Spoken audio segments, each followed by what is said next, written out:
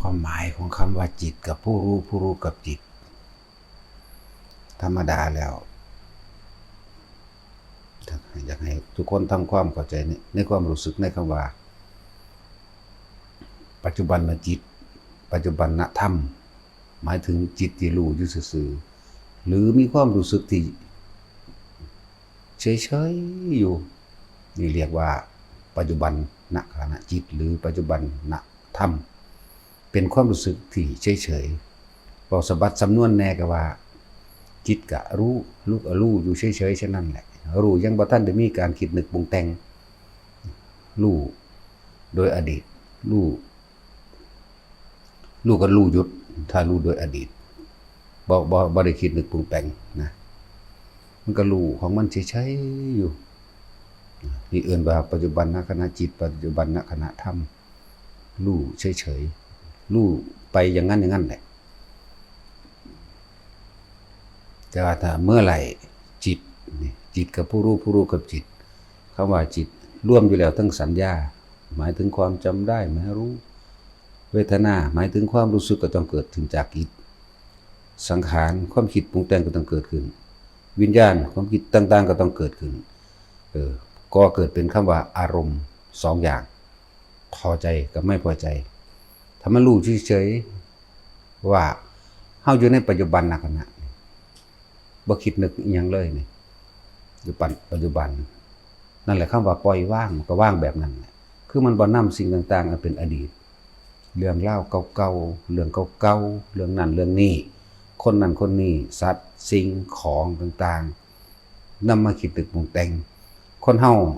ถ้าคิดนึกปรุงแต่งคืออยากให้ได้กับอยากให้เป็นอยากได้กับอยากเป็นเท่านั้นอดีตเกิดขึ้นเพราะการคิดนึกอนาคตก็เกิดตามเมื่อคิดถึงบุคคลผู้ใดผู้หนึ่งที่เคยรักใคร่พอใจกันมาก่อนแล้วเขาก็หายไปตายก็จังหรือจากไปโดยบ่ตายก็จังถ้าเฮานึกถึงคนผู้นั้นปุ๊บสัญญามันมีอยู่แล้วความคิดมันก็มีอยู่แล้วสังขารนั่นแหละมันคิดนึกไปแล้วมันอยากให้เป็นอยากได้กับอยากเป็นสองอย่างนึงอยากให้เขามาอยู่ใกล้ๆเด้จักปานนี้สิอยู่จังใดน้อนั่นอนาคตเกิดขึ้นแล้วอารมณ์ความรู้สึกในความอยากได้และอยากเป็นพบเกิดนั่นแหละพบเกิดแบบนี้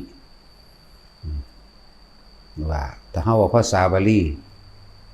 บ่เข้าใจว่าภาษาเฮาง่ายๆทุกคนมีบ้านทุกคนมีเรื่องเล่าเก่าๆในอดีตผ่านมาแต่ว่าบ่ทันได้คนมันขึ้นมาแล้วก็คิดนึกปรุงแต่งให้มันเป็น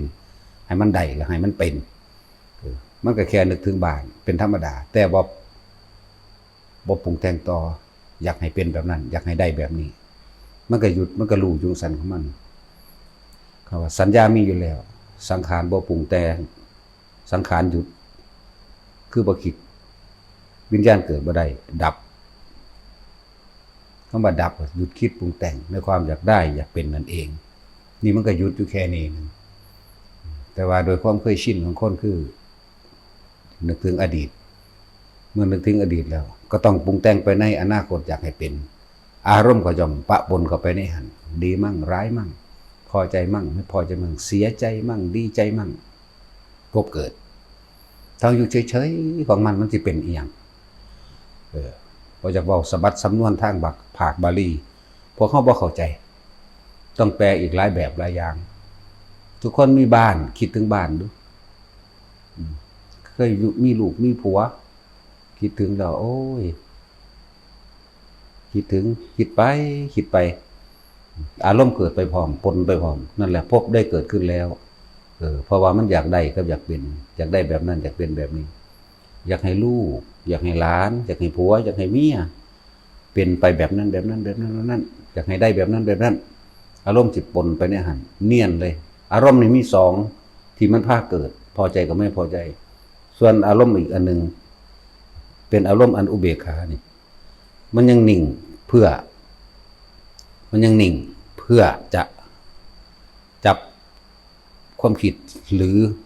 จ จับเพื่อบ่ให้เกิดอารมณ์นั่นเองเพื่อสิรู้ในขณะที่มันคิดนึกปรุงแต่งขึ้นไปแล้วก็เกิดอารมณ์ปุ๊บตัวนี้จะเป็นดุจดังว่านายประตูทวารนั่นแหละเพิ่นจึงมีการให้พวกเฮาฝึกทำความรู้สึกอยู่กับลมหายใจเข้าและออกเย็นอยู่ในโพรงจมูกเข้าออกเย็นในโพรงจมูกต่อจากเย็นในโพรงจมูกก็สิมีอาการต่างๆที่จิตร่วมคำว่าร่วมคือความคิดไม่ปรุงแต่งไม่แส่สายไปถึงบุคคลสัตว์สิ่งของการแส่สายไปถึงหรือการกระจายความคิดคือการคิดถึงอดีตเท่านั้นบ่มีไผคิดถึงอนาคตใดเพราะอนาคตยังไม่เกิดยังไม่มีบันทึกมีแต่ปรุงแต่งจากของเก่าเพื่อให้เป็นของใหม่นี่แหละเพิ่นเรียกว่าดับสัญญากับดับแบบนี้คือหยุดการบ่คิดบ่นึกแนวอื่นอยากให้ได้กับอยากให้เป็นอารมณ์ความรู้สึกหรือความพอใจไม่พอใจเกิดขึ้นไม่ได้แค่นี้มันบ่ได้ไปยากปานนั้น นั่นแหละอย่าหลงค่ำคิดนึกปรุงแต่งต่างๆในศัพท์สำเนียงเอาภาษาเฮาโลดผู้ใดก็มีอารมณ์พอใจใดบ่พอใจใดผู้ใดก็เคยโมโหเคยสูญเคยโกรธเคยเกลียดมันเป็นหยังจังโมโหโกรธเกลียดเนาะมันบ่ได้ดังใจมันบ่มันบ่เป็นไปตามอารมณ์ที่ตัวเองอยากให้มันเป็นมันบ่นั่นมันเทียบแล้วมันสิไปเทียบเพื่อไปเห็น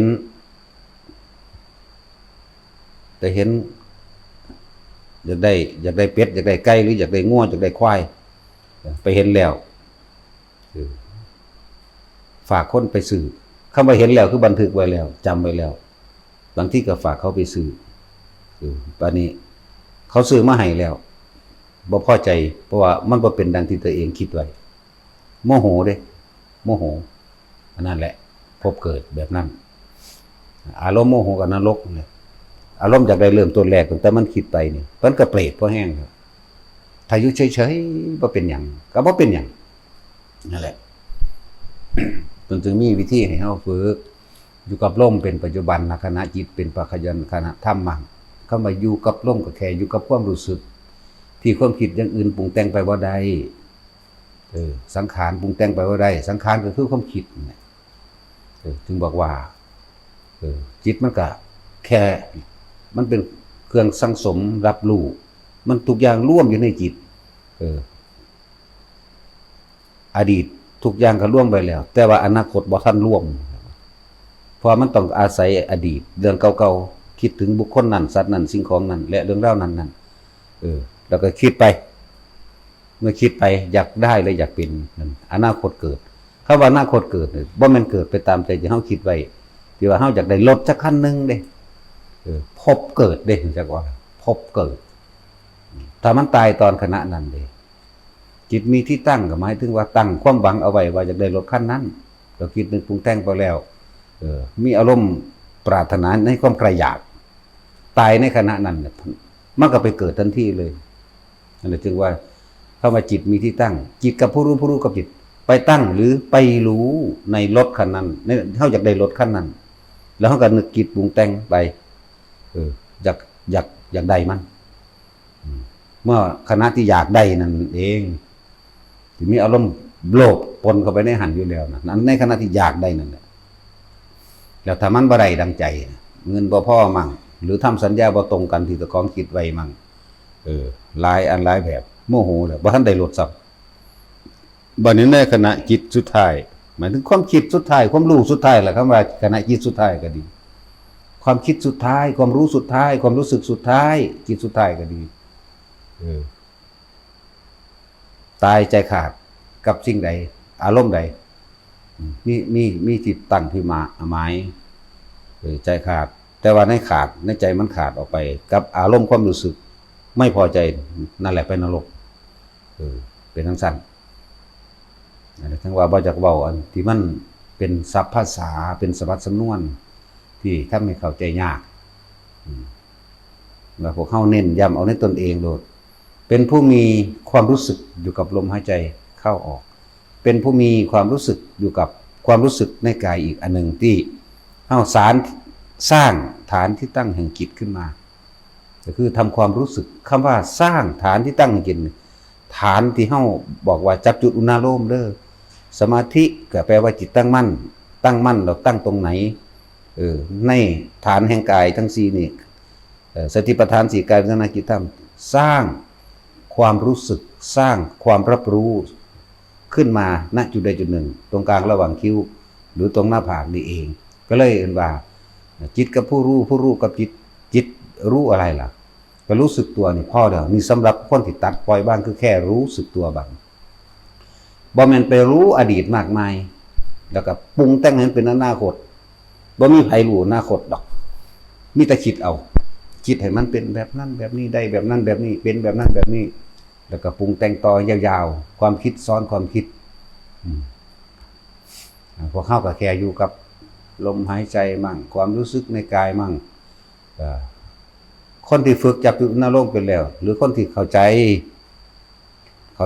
มากๆในความรู้สึกว่านิ่มหน่วงบนหน้าผากมั่งหนังศีรษะในตัวเองมั่งหรือท่ามกลางระหว่างอกมั่งท้องมั่งคนผู้นี้สิก็มีเครื่องอยู่ของตนถ้ามันมีความรู้สึกอย่างนี้แม้นภาพต่างๆจะเกิดขึ้นเสียงต่างๆจะเกิดขึ้นความคิดต่างๆจะเกิดขึ้นแต่เราไม่ได้ไหลเป็นความคิดเราไม่ได้ไหลไปหมายถึงเฮาบ่นึกปรุงแต่งแม้กระทั่งความคิดเราก็ไม่บังคับให้หยุดคิดแต่ปล่อยมันคิด